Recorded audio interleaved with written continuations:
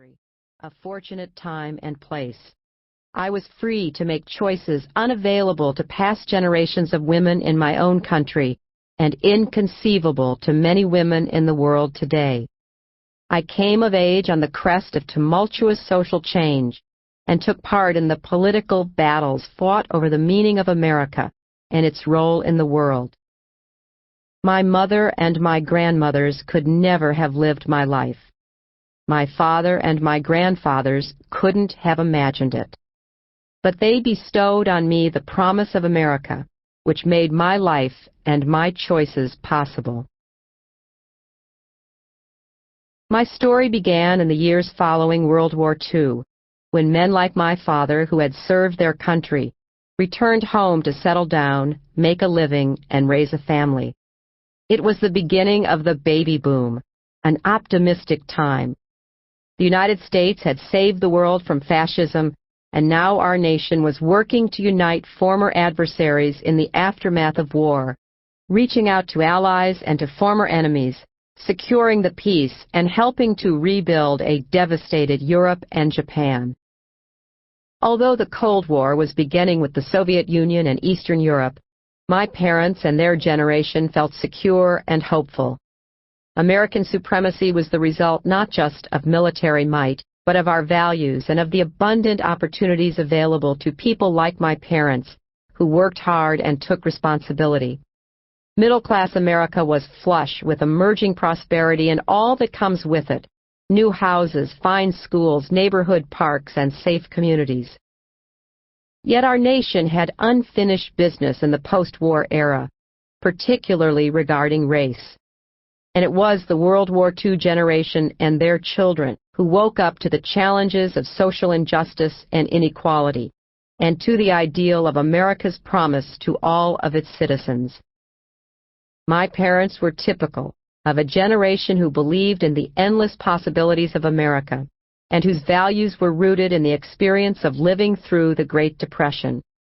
They believed in hard work, not entitlement, self-reliance, not self-indulgence.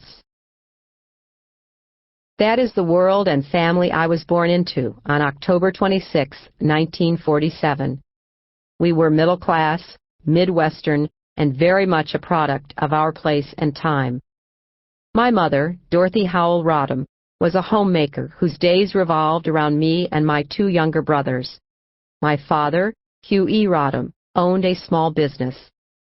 The challenges of their lives made me appreciate the opportunities of my own life even more. I'm still amazed at how my mother emerged from her lonely early life as such an affectionate and level-headed woman. She was born in Chicago in 1919. In 1927, my mother's young parents, Edwin John Howell Jr.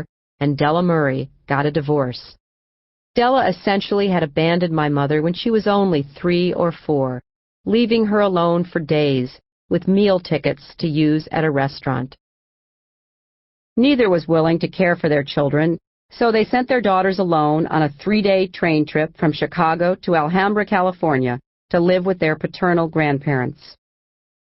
My mother's grandfather, Edwin Sr., a former British sailor, left the girls to his wife, Emma, a severe woman who wore black Victorian dresses and resented and ignored my mother, except when enforcing her rigid house rules. My mother found some relief from the oppressive conditions of Emma's house in the outdoors. She'd run through the orange groves that stretched for miles in the San Gabriel Valley, losing herself in the scent of fruit ripening in the sun. At night, she would escape into her books. She left home during her first year in high school to work as a mother's helper, caring for 2 young children in return for room, board, and $3 a week. For the first time, she lived in a household where the father and mother gave their children the love, attention, and guidance she had never received. My mother often told me that without that sojourn with a strong family, she would not have known how to care for her own home and children. When she graduated from high school, my mother made plans to go to college in California. But her mother, Della, contacted her for the first time in 10 years and asked her to come live with her in Chicago. When my mother arrived in Chicago, she found that Della wanted her only as a housekeeper. Once I asked my mother why she went back to Chicago. She told me, "I'd hoped so hard that my mother would love me that I had to take the chance and find out." My father was born in Scranton, Pennsylvania, the middle son of Hugh Rodham Sr. and Hannah Jones. He got his looks from a line of black-haired Welsh coal miners on his mother's side. The Scranton of my father's youth was a rough industrial city of brick factories, textile mills, coal mines, rail yards, and wooden duplex houses. The Rodhams and Joneses were hard workers and strict Methodists. My dad was always in trouble for joyriding in a neighbor's brand-new car or roller skating up the aisle of the Court Street Methodist Church during an evening prayer service. After graduating from Penn State in 1935 at the height of the Depression, he returned to Scranton with a degree in physical education. Without alerting his parents, he hopped a freight train to Chicago to look for work and found a job selling drapery fabrics around the Midwest. Dorothy Howell was applying for a job as a clerk typist at a textile company when she caught the eye of a traveling salesman, Hugh Rodham. She was attracted to his energy and self-assurance and gruff sense of humor. After a lengthy courtship, my parents were married in early 1942, shortly after the Japanese bombed Pearl Harbor. They moved into a small apartment in the Lincoln Park section of Chicago near Lake Michigan. My dad enlisted in a special Navy program and was assigned to the Great Lakes Naval Station, where he became a chief petty officer responsible for training thousands of young sailors before they were shipped out to sea. Each summer, as children, my brothers and I spent most of August at the cottage Grandpa Rodham had built in 1921, about 20 miles northwest of Scranton, in the Pocono Mountains overlooking Lake Winola. The rustic cabin had no heat except for the cast-iron cook stove in the kitchen, and no indoor bath or shower. To stay clean, we swam in the lake or stood below the back porch while someone poured a tub of water onto our heads. The big front porch was our favorite place to play, and where our grandfather shared hands of cards with my brothers and me. He taught us pinochle, the greatest card game in the world, in his opinion. He read us stories and told us the legend of the lake, which he claimed was named after an Indian princess, Winola, who drowned herself when her father would not let her marry a handsome warrior from a neighboring tribe. When I was as young as 10 or 11, I played pinochle with the men, my grandfather, father, and assorted others, including such memorable characters as Pete and Hank, notorious sore losers. Old Pete lived at the end of a dirt road and would show up to play every day, invariably cursing and stomping off if he started losing. Hank came only when my father was there. He would totter up to the front porch with his cane and climb the steep stairs yelling, "Is that black-haired bastard home? I want to play cards." He'd known my dad since he was born and had taught him to fish. He didn't like losing any better than Pete, occasionally upending the table after a particularly irksome defeat. After the war, my dad started a small drapery fabric business, Roderick Fabrics, in the Merchandise Mart in Chicago's Loop.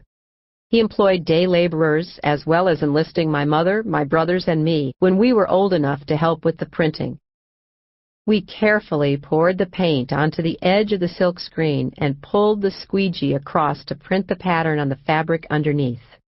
Then we lifted up the screen and moved down the table, over and over again, creating beautiful patterns, some of which my father designed. My favorite was Staircase to the Stars. In 1950, when I was 3 years old and my brother Hugh was still an infant, my father had done well enough to move the family to suburban Park Ridge. The post-war population explosion was booming, and there were swarms of children everywhere.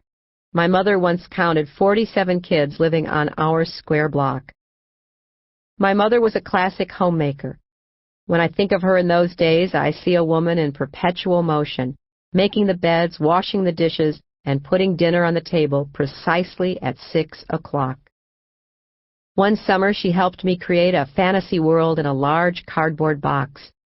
We used mirrors for lakes and twigs for trees, and I made up fairy tale stories for my dolls to act out. Another summer, she encouraged my younger brother, Tony, to pursue his dream of digging a hole all the way to China. She started reading to him about China, and every day he spent time digging his hole next to our house. Occasionally he found a chopstick or fortune cookie my mother had hidden there. My brother Hugh was even more adventurous. As a toddler, he pushed open the door to our sun deck and happily tunneled through 3 feet of snow until my mother rescued him.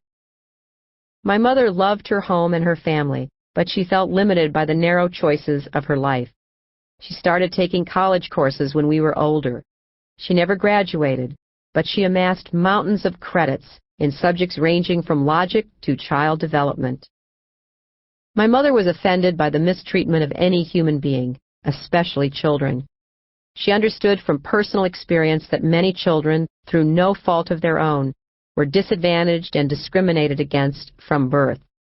As a child in California, she had watched the Japanese Americans in her school endure blatant discrimination and daily taunts from the Anglo students. I grew up between the push and tug of my parents' values, and my own political beliefs reflect both.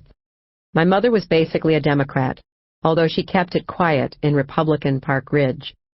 My dad was a rock-ribbed, up-by-your-bootstraps conservative Republican, and highly opinionated, to put it mildly. Like so many who grew up in the Depression, his fear of poverty colored his life. He could not stand personal waste. If one of my brothers or I forgot to screw the cap back on the toothpaste tube, my father threw it out the bathroom window. We would have to go outside, even in the snow, to search for it in the evergreen bushes in front of the house. That was his way of reminding us not to waste anything. And to this day, I put uneaten olives back in the jar, wrap up the tiniest pieces of cheese, and feel guilty when I throw anything away.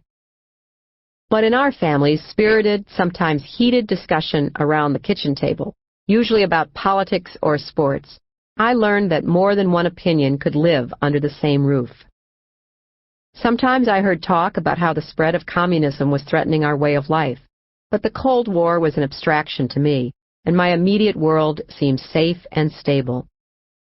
I grew up in a cautious, conformist era in American history.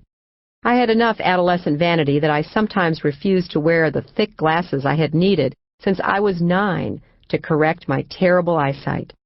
My friend, starting in 6th grade, Betsy Johnson, led me around town like a seeing-eye dog. I was considered a tomboy all through elementary school. My 5th grade class had the school's most incorrigible boys, and when Mrs. Krause left the room, she would ask me or one of the other girls to be in charge. As soon as the door closed behind her, the boys would start acting up and causing trouble, mostly because they wanted to aggravate the girls. I got a reputation for being able to stand up to them. My 6th grade teacher, Elizabeth King, drilled us in grammar, but she also encouraged us to think and write creatively, and challenged us to try new forms of expression. It was an assignment from Mrs. King that led me to write my first autobiography. I rediscovered it in a box of old papers after I left the White House, and reading it pulled me back to those tentative years on the brink of adolescence. I was still very much a child at that age, and mostly concerned with family, school, and sports. But grade school was ending, and it was time to enter a more complicated world than the one I had known. What you don't learn from your mother, you learn from the world, is a saying I once heard from the Maasai tribe in Kenya. By the fall of 1960, my world was expanding, and so were my political sensibilities. John F. Kennedy won the presidential election, to my father's consternation. He supported Vice President Richard M. Nixon, and my 8th grade social studies teacher, Mr. Kenvin, did too. Mr. Kenvin came to school the day after the election and showed us bruises he claimed he had gotten when he tried to question the activities of the Democratic machine's poll watchers at his voting precinct in Chicago